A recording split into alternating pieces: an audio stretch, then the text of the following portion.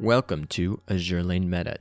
Today we are going to be doing the Polaris EX mode clear, so stay tuned.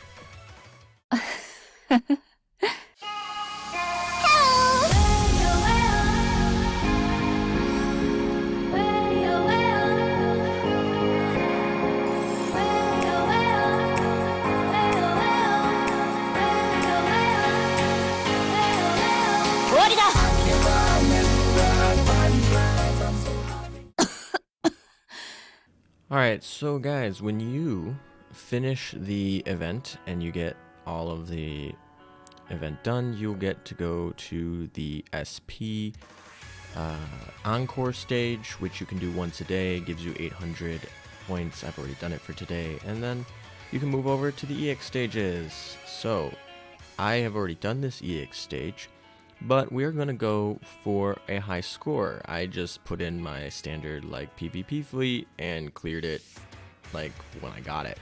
But for the video, we're going to try and get a high score. So we'll go into that. So here we are, guys. This is the fleet I've put together. It's only 4 ships. And the reason that is because your high score in EX modes comes down to 2 things, basically. And the first thing is how quickly you can clear it. So the faster you clear it, the higher the score. And how high your fleet power is. So if your fleet power is higher, you'll get a lower score. So one of the things that we are trying to do is actually minimize our fleet power, but being able to still clear the mission quickly. So that is why we only play 1 front row ship. And that's just because that adds a lot of extra fleet power, but it actually doesn't deal much damage. The back row does deal a lot of the damage. It's not a super easy EX mode, so we do have to run a full back line, and it just helps clear faster. So we only allow to run 1 carrier, and I recommend that you do run a carrier because carriers allow you, when you launch the airstrike, will clear the EX mode of whatever is currently at you. So if you're in a position specifically for this EX mode when these blue things are coming at you, and when I run through it, I'll show it. Basically, those are impossible to fully dodge if you're on the half of the screen that they're fighting at. And sometimes you get lucky and you're on the other half. But they're pretty much impossible to dodge at certain points, and so if you just use your airstrike to clear them off, it saves a lot of damage. And then you have to run 2 battleships. We decided to run Warspite because Warspite just outputs a lot more damage than something like Amagi, so that means that we just get a higher score with Warspite. Amagi you could do this with as well. We picked Zara. She's one of the better shields. And there's obviously, you can pick any of the like shield tanks for this. Shield tanks are very good in EX modes since a majority of the damage are coming from like your small shells. Their shields can actually block them. Rune is probably the best choice here if you have her all the way up, but I just went with Zara as she is basically Rune Light. Prince Eugen still probably works here as well if you guys want to do that. And in terms of if you don't have like Formidable, you can use pretty much any carrier. Quicker the better, so something like Centaur is probably better. The Formidable, the reason we like her is that she can pause the opponent's. She can pause the opponent and just kind of let Warspite go to town. And Nagato, because it's Nagato, she boosts herself and it's still pretty good. So we'll run in and I'll run through the kind of equipments that we have on them.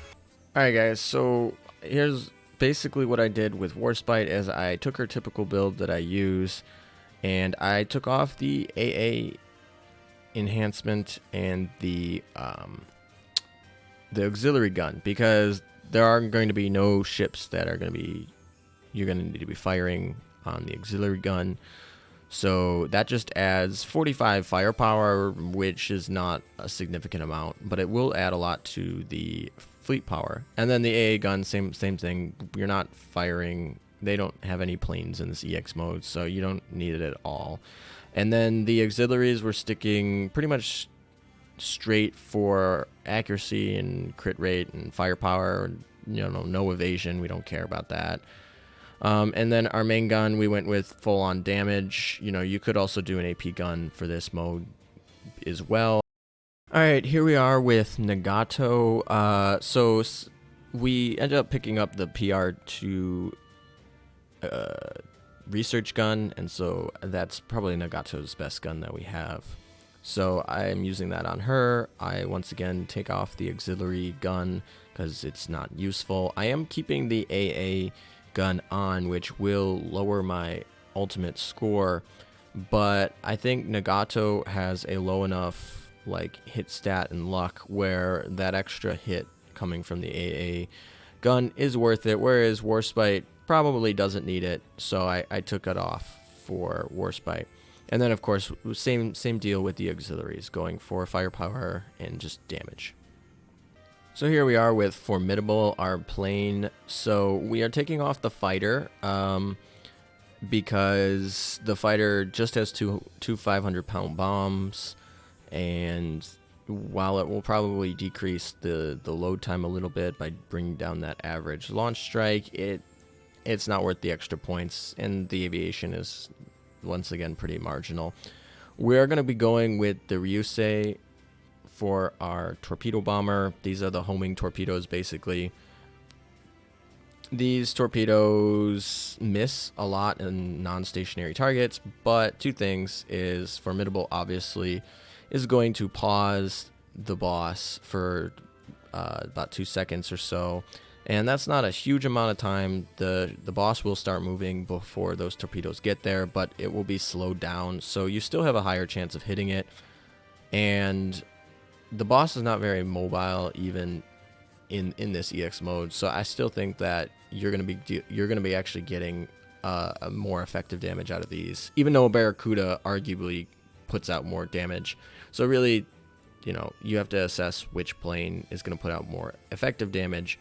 And I'm using Formidable. Basically, you're going to pause the Vanguard for that Warspite to basically strike when the timing syncs up. I think right at the beginning, Warspite's timing is a little bit quicker, but as they move, they'll sync up later in the EX match. And then we play the Albacore. That's like her standard damage dealing plane. We play the Hangar because more aviation, and we play the quick launch one just to kind of decrease the load times, because we want to have Formidable's airstrike in queue for if we need some trouble with the EX shells, and then we can clear the shells out with her airstrike.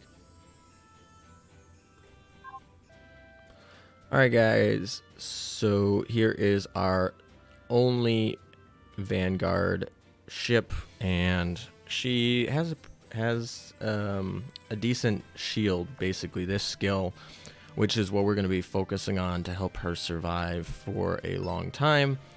We take off the AA gun, once again pretty useless. We did keep on the auxiliary guns. Honestly, I could probably take them off and get a higher score. For now, I'm going to leave them on. But yeah, you could probably take those off. And then the repair toolkits and the anti-torpedo bulge kind of help her survivability, which is basically her whole purpose, is just to survive while the backline does all the damage. So the heal, and there are torpedoes in the EX stage, so the anti-torpedo bulge is probably worth giving up the 150 HP. And the heal is not super relevant, but it's a little extra health. Like I said, we could probably take off those guns as well, make it a little bit harder on ourselves, but it would also increase our score. I think I'm going to do this run with those on, and maybe go back later and take them off and try again. Have you ever wondered how I get my game footage for Azur Lane? Well, I use my computer and BlueStacks. BlueStacks is an Android emulator for PC, and it allows you to play mobile games like Azur Lane on your computer. If you're interested in an Android emulator, there are referral download links in the description under affiliates. Alright, here we are. Let's see if we can do it on this attempt.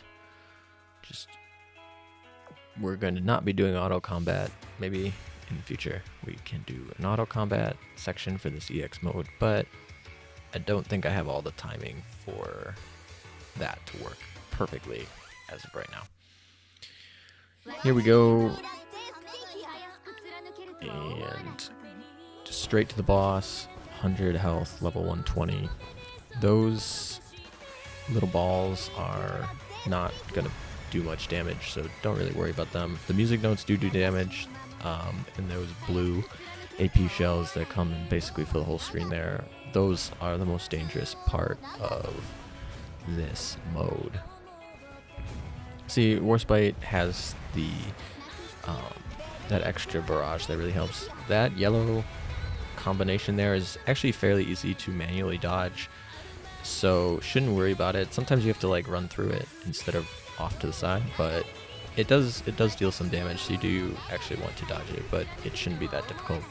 There I got really lucky with the blue AP shells just kind of being on the wrong side of the screen. We have Zara's shield actually picks up a good amount there. I just used Formidable's airstrike to get around a bunch of the blue AP shells, and we have Zara's shield is being pretty effective in this matchup for this EX mode. Here we still have over half the health on Zara going in here, and we're over halfway done with Gasconnet, so should be good. Right here we set it up so we pause that Gasconnet for Nagato to full strike with a barrage on her. Here there's not really anything to do other than like try to minimize damage. Yeah, see, we're gonna be a little close, sticking to that top left corner to try and basically hide out some of the damage and hope that one of those blue strikes doesn't hit, and if it does, that maybe we'll proc her shield or use Formidable to shut them down. See, yeah, very close here, but with only 2 left, there it is. Divine Marksman off of Warspite is going to get it on the skill. That off-schedule damage really helps, and we did S-mode clear it, so we did it without anyone dying, and there we set.